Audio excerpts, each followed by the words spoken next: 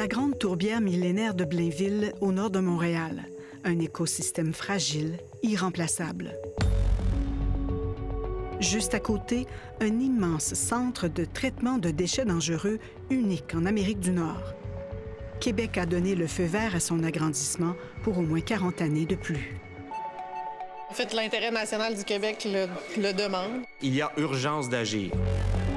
Une urgence pour les uns, pour d'autres, une bombe à retardement. C'est terminé, ça n'a plus sa place en ville, dans une banlieue comme nous ici, à Blainville. C'est essentiellement ça que les gens viennent nous dire. Les citoyens ont-ils raison de craindre Stablex? Et surtout, le ministère de l'Environnement joue-t-il son rôle de chien de garde? Quand on parle du ministère de la Santé, qu'est-ce qu'on voit? C'est comme un gros char d'assaut qui s'en vient, là, vous comprenez? Quand on pense au ministère de l'Environnement, on a l'impression d'une trottinette. Dans ce climat de méfiance tendue, le gouvernement s'est rallié à l'industrie, imposant sa décision, ignorant les préoccupations citoyennes et créant un fossé où s'accumulent, jour après jour, les déchets de la discorde.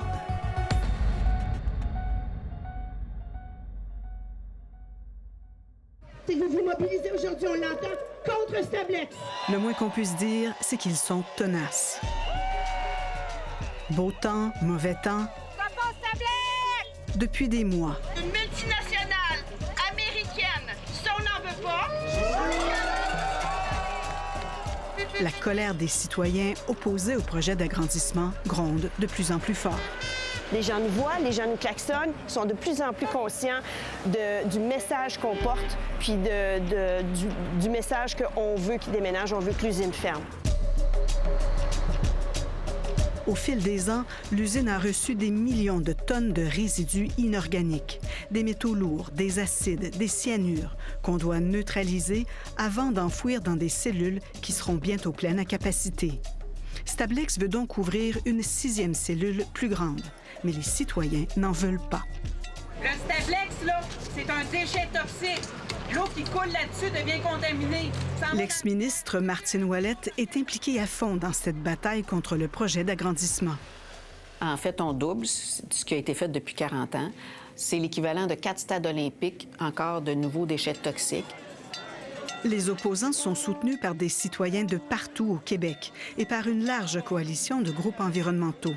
Un refus qui exaspère le premier ministre. Ou s'ils disent « agrandissez rien », on propose rien, on fait disparaître dans les airs les déchets dangereux. Les citoyens ont décidé de prendre les choses en main, épaulés par Daniel Green, un vétéran des luttes environnementales au Québec. Si Stablex est un mal nécessaire, OK? Alors, il faut s'assurer que ce mal nécessaire, au minimum, ne pollue pas l'environnement là où ils sont installés. Alors, nous, on est exactement ici. Daniel Green est biologiste, expert reconnu en toxicologie environnementale. Il a souvent arpenté les alentours du site. Il y a littéralement des centaines de personnes qui marchent ici tous les jours, bicycles, enfants, les chiens jouent dans le ruisseau. La cellule 5, qui est délimitée par les fossés, est la dernière cellule en opération de Stablex. Alors donc c'est une cellule active. Nous, on a échantillonné ici 2 fois. Il est convaincu que des contaminants s'échappent du site, qu'ils polluent l'eau et le sol et posent un risque à la santé humaine. Et il est déterminé à le prouver. On n'attend pas que le ministère fasse de l'échantillonnage. On essaie de ramasser de l'argent avec des GoFundMe. Puis des fois, on a des petites subventions et on fait nous-mêmes les inspections environnementales. Et donc, on est capable de dire, OK, très bien, ça, la compagnie les brasse à l'intérieur de l'entreprise, voyant si ça s'échappe à l'extérieur de l'entreprise. Donc voilà, nous sommes ici devant la cellule 5. Les citoyens sont déçus de la manière dont le ministère de l'Environnement a géré le dossier et ne lui font plus confiance. On fait la job du ministère de l'Environnement, c'est rendu. Là, on est... c'est parce que le ministère ne fait pas ce qu'il doit faire. Il y a à la base de cette cellule-là aussi un fossé. Donc la question qu'on se pose, est-ce qu'il y a une connexion entre le fossé là et le fossé qui est juste ici? Les résultats d'analyse du biologiste vont susciter beaucoup de controverses. Nous y reviendrons. Daniel Green ne cache pas qu'il est opposé à la présence de Stablex depuis toujours. Le problème avec Stablex, c'est qu'elle fonctionne peu. Moi, je me souviens quand j'ai rencontré le PDG de Stablex, il dit « Ma job à moi, comme environnementaliste, est de te faire fermer. Pas parce que tu polluais, parce que on laisse la chance au coureur, ça va être bien fait, mais parce que les compagnies vont se responsabiliser dans leur gestion de déchets. » C'était l'engagement pris envers les citoyens il y a 40 ans. Qu'un jour, on réduirait notre production de déchets toxiques et qu'en attendant, on en dispose de manière sécuritaire. Le meilleur déchet dangereux au Québec est celui qu'on ne produit pas. Mais des 100 000 tonnes de déchets qu'elle recevait par année à l'origine, l'usine n'a plus que doublé sa capacité de réception. Michel Perron, le directeur général de Stablex, affirme que les craintes reposent sur des faussetés. Je comprends que les gens soient inquiets. Quand on dit Stablex pollue ou génère des déchets, toute cette désinformation-là fait en sorte que c'est pas rassurant pour les citoyens. Il se désole que le projet d'agrandissement de l'usine soit si mal accueilli. On ne génère pas les matières dangereuses, on les traite. On se débarrasse d'un problème de société, puis on est considéré comme les méchants. Stablex appartient au géant américain Republic Services, qui, malgré des engagements écologiques, traîne un lourd passé de violations environnementales. L'entreprise défend l'intégrité de son procédé. On traite les matières pour les rendre non dangereuses. On les stabilise avec du béton. On les met dans les cellules confinées, dans un environnement protégé. Et là, maintenant, on dit, oui, mais il y a un risque. Oui, il y a un risque. Mais le risque, il est très contrôlé, là. Très, très, très contrôlé. Mais d'anciens travailleurs estiment que la gestion des risques chez Stablex a parfois été défaillante.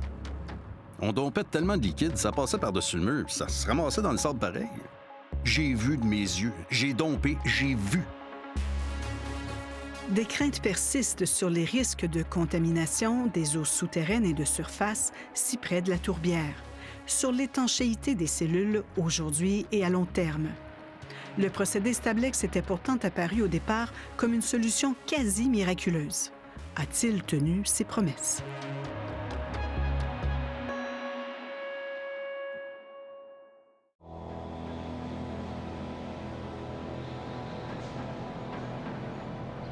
C'est en 1978 que le ministère de l'Environnement du Québec fermait tous les dépotoirs pour déchets inorganiques, car jusque-là, on les enfouissait sans traitement, avec tous les dangers de pollution du sol et de l'eau que cela représente. Fin des années 70. Un siècle d'industrialisation a laissé des traces qui placent le tout nouveau ministère de l'Environnement du Québec devant un immense défi. Ils avaient identifié 300 dépotoirs vraiment dangereux qui contenaient des toxiques de haut niveau qui s'écoulaient un peu partout. Les scandales se succèdent. On vient de découvrir l'ampleur de la contamination historique des lagunes de Mercier et les dangers des BPC. Québec cherche des solutions. 1980, les conclusions des études favorisent le procédé SiloSafe de Stablex. Le procédé, breveté par Stablex en Angleterre, apparaît aux fonctionnaires comme une solution parfaite. En 1980, une délégation se rend sur place. Le gouvernement du Québec voulait s'assurer de visu de l'entière sûreté de ce centre de traitement Andlay avant d'essayer de vendre à la population de Montréal un projet semblable. À l'époque, Louis-Gilles Franqueur est journaliste à l'environnement au Devoir. Les gens du ministère, ils rêvaient de ça, là. Quand leur est arrivé cette proposition, ils tombaient des nues. Ils se sont dit, enfin, on a un début de solution. Le procédé consiste à identifier les matières toxiques, les neutraliser chimiquement et les emprisonner dans une matière cimentaire avant de les enfouir dans des couches d'argile quasi imperméables. Et donc, c'était ça la promesse du Stablex, OK? Solide, inoffensif. Il y avait même des gens qui disaient qu'on pourrait construire des autoroutes avec, des terre-pleins avec. Il y avait même des boucs où on disait, mais écoutez, on peut même manger le Stablex. C'est sécuritaire. Une fois que le matériel est solidifié, il n'y a pas plus de danger de liquéfaction qu'il y a de danger de liquéfaction là, de la tour Victoria à Montréal qui est construite en béton. Et surtout, il y a cette promesse. Ça ne devait pas couler. Ça devait demeurer inerte. On retrouve ici un matériel qui est tout à fait solide. Mais rapidement, cela est mis en doute. La grosse découverte qui a ébranlé beaucoup le ministère, c'est quand, autour de 85-86, mais là, ils ont découvert qu'il y avait de l'arsenic, qu'il y avait toutes sortes de produits toxiques qui suintaient du ciment. Mais là, ça l'exhibiait. Là, au ministère, c'était un peu la panique. Alors, nous avons demandé le dossier de Stablex à plusieurs reprises depuis... 2 enquêtes parviennent à des conclusions dévastatrices. Le Stablex n'est pas inerte. L'eau qui le traverse est contaminée. Les cellules d'enfouissement ne sont pas étanches et le ministère n'assure aucun suivi adéquat. On découvre qu'au lieu de s'en tenir à des matières inorganiques, Stablex reçoit beaucoup de sols contaminés. Les sols contaminés, ça contient généralement des hydrocarbures. Le problème, c'est que quand tu as ces produits-là dans le ciment, ça ramollit le ciment. Ça empêche le ciment de se solidifier puis d'être, je dirais, solide à très long terme. La trop grande quantité de matière organique a causé la mauvaise performance du Stablex. L'entreprise est mise à l'amende en 1991 pour avoir enfreint son certificat d'autorisation. Puis, peu après, volte-face du ministère de l'Environnement. De nouvelles études concluent cette fois que le site est bel et bien conforme. C'était avant l'époque de Michel Perron, mais l'épisode est gravé dans l'histoire de Stablex. Écoute, quand ils sont débarqués, je disais des dizaines de personnes qui débarquaient, puis ils arrêtaient toutes les opérations, puis ça prenait des échantillons partout, puis ça checkait tout. Puis la conclusion de ça, c'est que ça allait bien, c'était correct, puis ça fonctionnait. C'était ça la conclusion. Par contre, le site a beau être conforme, le Stablex libère encore des contaminants. Le ministère n'a d'autre choix que de le classer comme une matière dangereuse, de même que l'eau qui entre en contact avec lui. Et c'est là que le ministère a obligé Stablex à confiner toutes ces eaux-là. Alors là, ça, c'est coûteux pour Stablex de se ramasser avec un procédé de traitement qui n'avait pas été prévu à l'origine. Malgré tout, on autorise Stablex à continuer de recevoir une quantité limitée de matière organique pour des raisons économiques, se souvient Daniel Green. Le marché n'était pas au rendez-vous. Et donc, on était dans une situation où on ne pouvait plus garantir à Stablex un marché. Et là, Stablex dit, bien dans ce cas-là, vous allez me permettre de se le contaminer puis augmenter nos arrivages américains. Si le gouvernement a cédé aux demandes de Stablex, c'est pour éviter que l'entreprise ne ferme ses portes. Ce qui fait que j'avais tendance à gratter beaucoup ce dossier-là. C'est que je me disais, là, on joue la carte de la complaisance. Ils sont coincés. Ils n'ont pas d'autre solution. Et plutôt que de dire, on ferme, on le laisse actif et puis on va essayer de vivre avec. Aujourd'hui, les matières organiques sont toujours permises dans la recette finale. On reçoit des traces d'organique. La réponse, c'est oui. Des traces? Il faut que ça soit dans le test ultime final, il faut qu'il y ait avoir moins de 5 % d'organique pour que la prise cimentaire soit fonctionnelle. Pour ce qui est de l'eau des cellules, Stablex est toujours obligé de la traiter.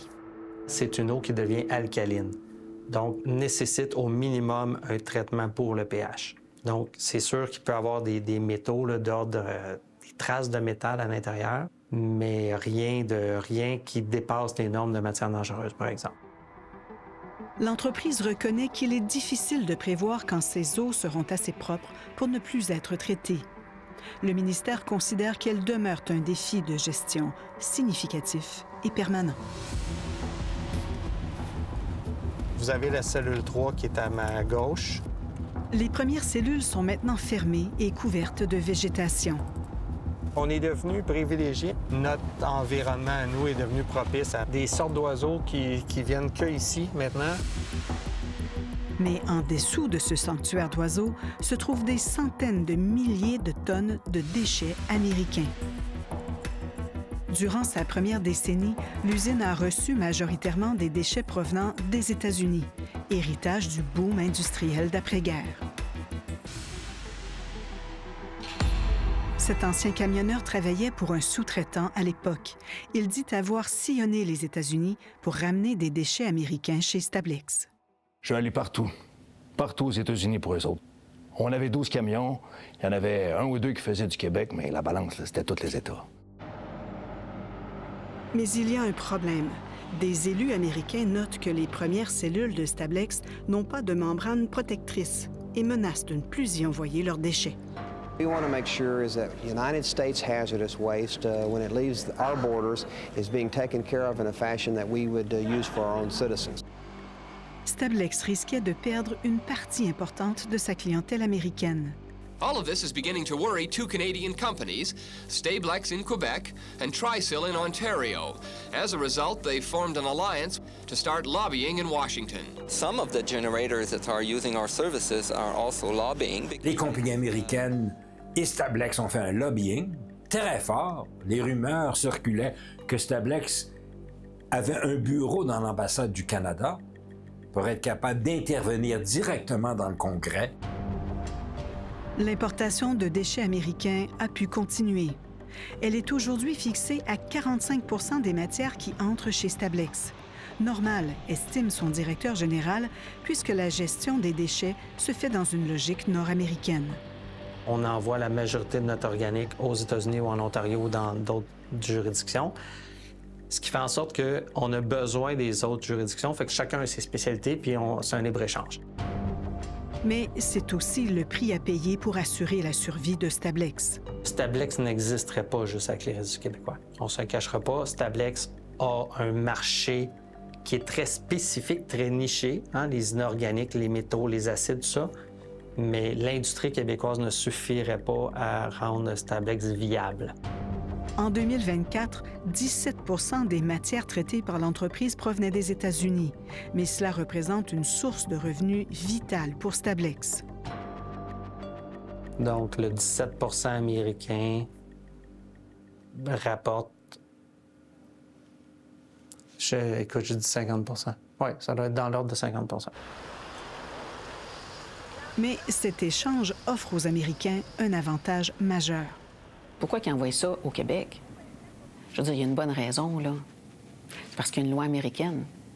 La loi américaine rend responsables les producteurs de déchets toxiques à perpétuité. Le Superfund est un programme américain qui tient les pollueurs responsables des coûts de décontamination des sites qu'ils ont pollués. Donc, s'il y a une catastrophe qui arrive, parce que le site coule, mettons, bien, ils vont devoir décontaminer à grands frais. Bien, cette loi-là, elle s'applique juste aux États-Unis. Elle ne s'applique pas au Québec. Et en traversant la frontière, bien, ils se déresponsabilisent complètement. Et pire que ça, quand Stablex va fermer sa boîte, à un moment donné, ça va arriver. C'est la population du Québec qui va hériter du site. On est sur un site du gouvernement du Québec. Voyez-vous l'intérêt pour les Américains? Tu te débarrasses pour l'éternité de ton problème.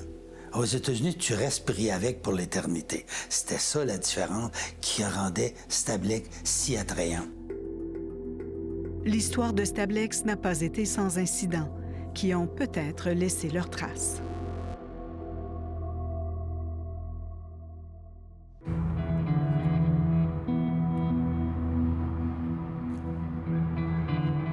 Cet homme est venu à notre rencontre un soir d'été dans une petite ville des Laurentides. Il a travaillé plusieurs années chez Stablex. On faisait confiance. Tous les matins, on a eu un meeting. Laissez faire les résidents, ça va bien. On est conforme, patati patata. Puis OK. Fait qu'à un moment donné, tu viens que tu les crois. 4 autres ex-travailleurs et sous-traitants se sont confiés sous le couvert de la confidentialité. Nous avons demandé à 2 comédiens de parler pour eux. Ils racontent leur expérience. Comme des fois, on ramassait des oiseaux morts, des huards qui allaient dans cellule 5. Là. Ils allaient se baigner là, puis le lendemain, on revenait, il était mort. Ah, ça peut être la grippe aviaire qui a eu l'oiseau, on ne sait pas, mais nous autres, on savait que c'est parce qu'il était dans cellule 5. Il allait boire de l'eau là, elle est full contaminée, cette eau-là. Ces travailleurs cumulent de nombreuses années d'ancienneté. Les événements qu'ils rapportent sont cohérents avec la liste des quelques 125 accidents environnementaux déclarés par Stablex depuis 2002. L'entreprise considère qu'une petite partie d'entre eux a eu des conséquences importantes. C'est des événements qu'il y a eu à Stablex, là, des cages qui ont percé, des évacuations, des réactions en bassin. Donc, il y en a quand même des événements chez Stablex.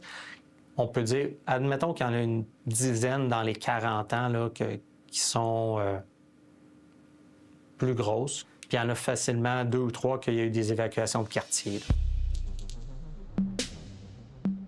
Selon des anciens travailleurs, des produits dangereux n'étaient pas toujours manipulés avec précaution. Des sacs d'amiante, par exemple. Il les défaisait sur le plancher de l'usine où les machines sont. Puis de là, il prenait le loader pour les mettre dans le bassin. L'amiante est volatile. Puis les fans au plafond de l'usine, c'est direct dehors. Des incidents semblables seraient survenus avec d'autres résidus toxiques, créant des nuages de poussière. Nous autres, quand on les dompait dans des gros bassins, là, on voyait même pas le gars en bas avec sa pelle. Là. La salle de contrôle, on la voyait pas. Là. Quand le dépoussiéreur en haut, il pète, là, ça fait une poussière. Écoute, je sais pas à combien de milles ça peut voyager à l'entour de l'usine, là. Mais quand ça pétait cette affaire-là, ben donc ça jamais, là, il y avait un nuage qui montait, 100 pieds dans les airs. Puis après ça, ben, ça partait. Même nous autres, là, les employés, nos autos, là, quand on partait de là, souvent, il y avait de la poussière. Le directeur général de Stablex admet qu'il peut y avoir eu des lacunes dans le passé. Il y a des choses qui sont arrivées, puis ça fait partie exactement des situations qu'on s'est dit que les choses devaient changer.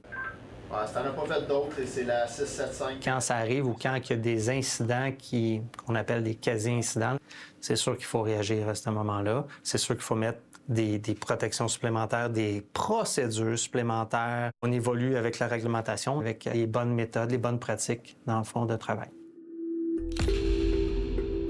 Le risque d'avoir été exposé à des contaminants tracasse les travailleurs. Puis Stablex, il y a beaucoup d'arsenic là-dedans. Il y a déjà des employés qui ont été obligés d'aller chez eux un certain temps parce que le taux d'arsenic était trop haut dans le sang. Il y en avait, c'était du mercure. Quand le taux était trop haut, ils travaillaient chez vous, ils retestaient.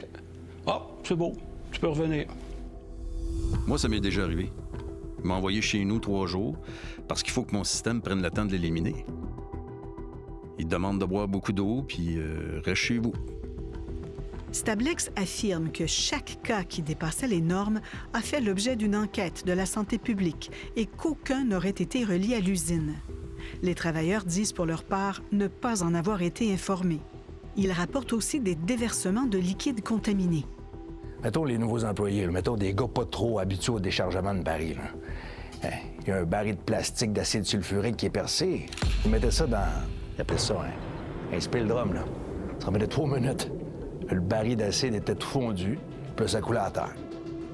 Ce type d'incident pourrait-il avoir un impact sur l'environnement? Stablex dit avoir prévu toutes les protections nécessaires dans l'usine et au site d'enfouissement. L'usine est ceinturée par une coupure étanche et tous les drains d'égouts partout qu'on voit, là, d'égouts de pluviaux, pardon, ça se ramasse dans nos réservoirs à nous. Mais l'usine est autorisée à rejeter ses eaux de ruissellement dans le fossé. Là, on a 40 ans d'histoire où l'observation autour, là, au niveau de tous les niveaux de qualité de l'eau, tout est fonctionnel, tout va bien, il n'y a pas d'enjeu, il n'y a même pas de trace d'un simple potentiel risque de fuite. Pourtant, nous avons appris qu'un incident particulièrement troublant s'est produit, un déversement de la cellule 5 vers le ruisseau voisin. C'était en 2012. Ça se peut pas que notre cellule 5 déborde, fait que j'ai besoin de plus d'éclaircissement. Il y a des tuyaux apparemment qui auraient été placés pour envoyer directement dans le ruisseau. Ça vous dit rien? OK. Si je vais rectifier ça. Mais oui. Si c'est ça que vous me parlez, la réponse est oui. Là, ça date 2012. Ça se peut. Cette cellule d'eau-là, ça se peut qu'elle ait été pompée dans le fossé directement. C'est de l'eau de ruissellement qui s'est ramassée dans le fond de la cellule propre, entre guillemets, qui vient d'être creusée, qui n'est pas contaminée, qui peut avoir été remis dans le fossé. Les travailleurs affirment que la cellule de Stablex est entrée en contact avec celle remplie d'eau de pluie et l'a contaminée. Quand il y a eu trop d'eau, ça a débordé.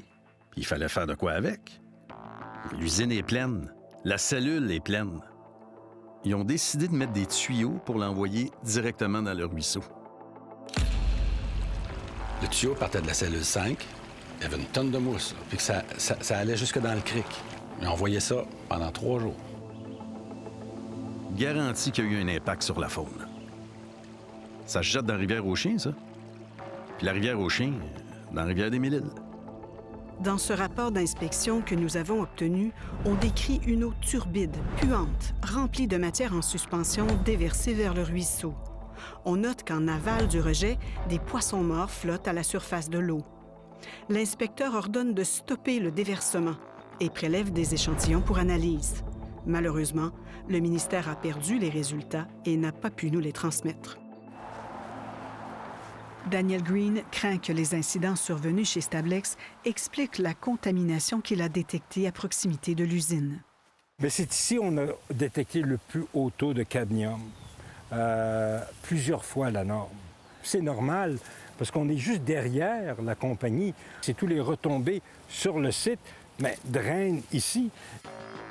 Cadmium, chrome, cuivre, la quasi-totalité des sites échantillonnés par le biologiste autour de l'usine présenteraient des teneurs anormales de contaminants. On a trouvé des contaminants qui dépassaient ce qu'on peut appeler les normes. Alors, plus qu'on était proche de Stablex, plus que c'était élevé. Plus qu'on était loin de Stablex, moins c'était élevé. Stablex affirme que ses propres analyses ne révèlent rien d'anormal. L'entreprise conteste les conclusions de Daniel Green. On n'est pas en désaccord avec le résultat. On est en désaccord avec l'interprétation de leurs résultats. Puis le ministère de l'Environnement, il dit la même chose que nous. Parce que le ministère de l'Environnement a aussi fait son propre échantillonnage et n'a détecté aucun manquement à la réglementation, nous a-t-il répondu, ni aux autorisations délivrées à l'entreprise. Il ajoute qu'il ne peut confirmer que des méthodes scientifiquement rigoureuses d'échantillonnage et de conservation ont été respectées par les citoyens. Pourquoi, comme ça, vouloir dénigrer des résultats d'une campagne qui avait été faite, les analyses avaient été faites par des laboratoires certifiés, reconnus par le ministère de l'Environnement, et quand le ministère, tout d'un coup, quelques mois plus tard, s'est décidé d'aller faire sa propre analyse sur le terrain, bien, imaginez comment ils ont fait ça. Main dans la main avec Stablex. Ils ont choisi les points d'échantillonnage, et c'est bizarre, par hasard, les points les plus contaminés, ils n'ont pas pris d'échantillon. Eux, ils ont trouvé moins que nous. Et là, je me suis posé la question, pourquoi? Ils ont filtré les particules. Et nous, on a fait l'échantillonnage total. Il faut échantillonner là où passe la pollution et là où s'accumule la pollution. Ça, c'est pourquoi on a fait les eaux et les sédiments. L'analyse de sédiments est un standard dans la communauté scientifique. Pourtant, Québec confirme ne tester que l'eau dans des endroits prédéterminés selon des paramètres différents afin de pouvoir comparer les résultats à ceux des années passées. L'ex-journaliste Louis-Gilles Franqueur, qui a aussi été vice-président du BAP, s'étonne de la posture du ministère. On est dans le déni de A à Z.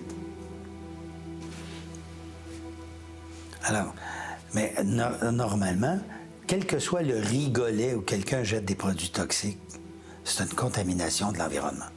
Au sens de la loi de l'environnement, un contaminant, c'est quelque chose qui n'est pas à sa place de façon naturelle.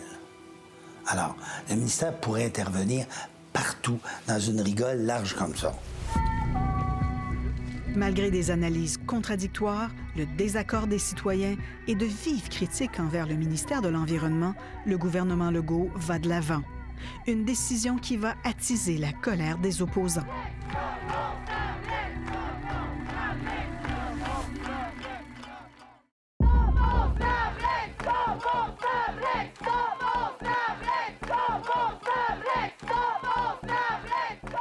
On est à la manifestation de Stablex. Il y a une action qui se déroule en ce moment à Plainville. On dirait qu'il y a des manifestants qui essayent d'ouvrir la porte vers l'entrée vers le site de Stablex. Ils sont tous en train de rentrer à la course en ce moment. Septembre. Un nouveau rassemblement contre le projet d'agrandissement de Stablex tourne au désordre.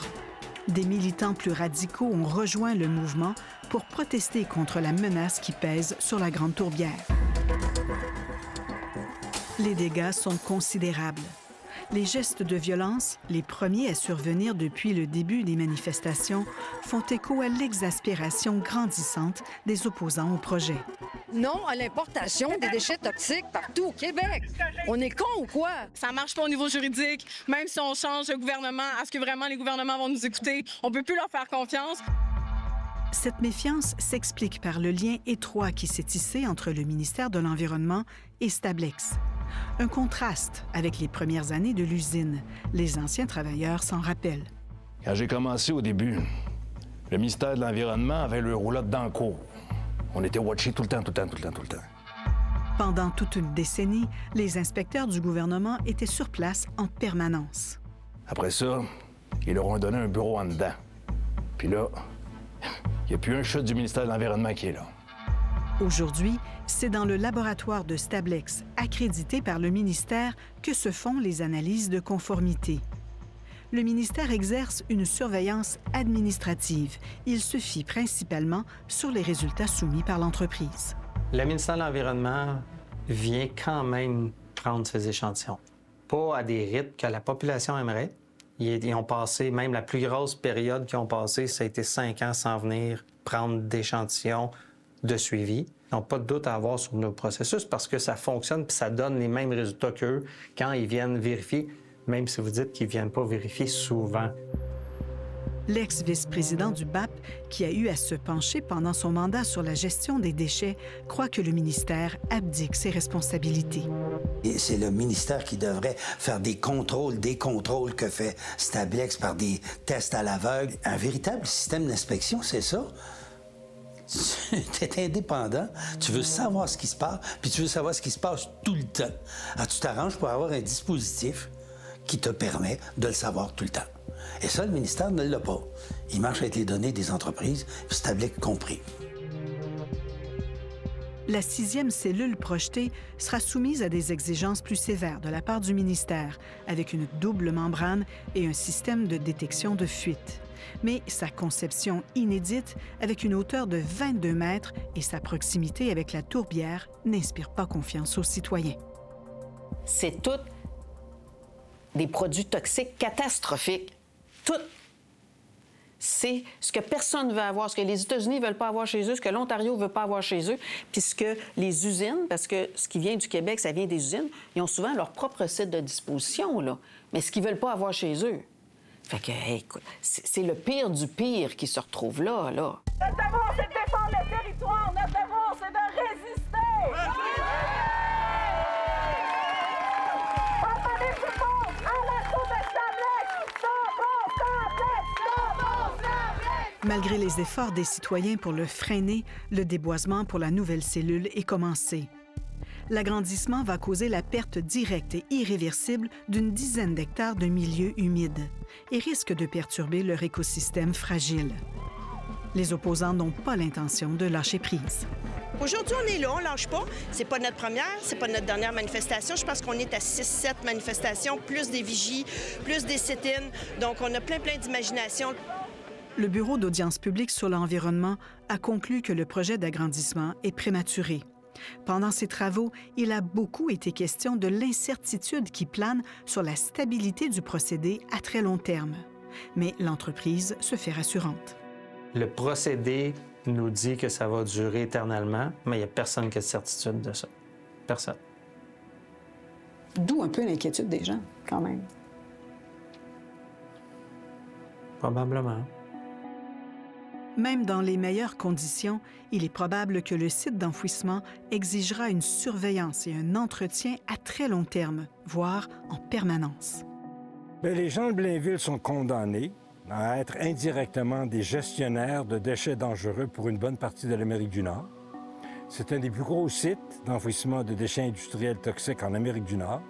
Et ces déchets-là vont rester ici pour toujours. Fait que c'est un contrat à perpétuité. Quand Stablex dit c'est du pompage, c'est Stablex elle-même qui le dit, c'est un pompage à perpétuité. Ça reste une des grandes inquiétudes des citoyens. qu'après le départ de Stablex, en cas de catastrophe environnementale, on hérite collectivement du problème et de sa facture colossale. Il faudrait faire payer à Stablex la décontamination. Et à l'œil, là, ça va coûter des milliards. Ça va coûter des milliards. 100 millions pour Kanesatake, qui est beaucoup, beaucoup plus petit que Stablex, qui est une shot. Stablex, ça fait 40 ans. 40 ans qui empile des déchets toxiques.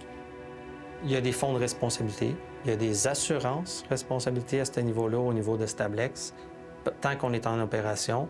Il y a un fonds de prévoyance lors de la fermeture. Un fonds est prévu pour garantir l'entretien pendant 30 ans après la fermeture, mais il n'est pas destiné à assumer les frais d'une catastrophe environnementale. En ce moment, pour les 5 premières cellules, les réserves en cas d'accident s'élèvent à un maigre $1,5 million de dollars. Oh, c'est des pinottes. C'est des pinottes. Si ça se met à couler dans 50 ans, ça vaut quoi $1 million? Même avec les intérêts, ils ne seraient pas capables de gérer ça. Peut-être faudrait-il songer à imiter les États-Unis et créer un fonds pour prévoir le nettoyage de catastrophes environnementales. Au Québec, un des gros problèmes dans toute la gestion des déchets dangereux, c'est qu'on n'a pas de Superfund. Toute entreprise qui produit des déchets dangereux, qui gère des sols contaminés, devrait devoir contribuer à un fonds parce que dans 35-50 ans, les garanties financières qu'ils ont mis sont éteintes. Et c'est la collectivité, c'est nos enfants qui vont devoir, à ce moment-là, gérer la facture s'il y en a une. Au final, le gouvernement est allé à l'encontre des recommandations du BAP, faisant fi d'un long processus démocratique. Je ne peux pas me taire. Il ne faut pas lâcher. Si on lâche, on abandonne, c'est terminé. Et moi, je ne suis pas une lâcheuse. Quand je passe en face, je ne suis pas pour dire bonne journée. Non, non, regarde, pas cute. Excuse-moi, je ne veux pas être vulgaire, mais c'est fâchant. Comment faire pour rétablir la confiance, reconstruire les ponts entre des positions aussi irréconciliables? Stablex plaide qu'elle respecte les règles qui lui sont imposées. On suit les lois, les règlements en vigueur au Québec, les standards établis puis les engagements qu'on a pris avec le ministère. C'est au ministère de l'Environnement de veiller à ce que les sites industriels respectent l'environnement. Les récentes compressions n'augurent rien de bon. Avec un budget représentant moins de 1 % des ressources de l'État, il dispose de moyens limités pour faire plus ou mieux. L'évaluation de tout ça doit être faite par des personnes indépendantes et capables de comprendre ce qui se passe. Tant que ça ne sera pas fait, on est obligé de se dire que la population est dans le noir, puis le gouvernement est dans le déni. Fin de la partie. Si le Stablex devait sceller les promesses d'une solution verte, force est de constater qu'il n'a réussi qu'à cimenter la discorde.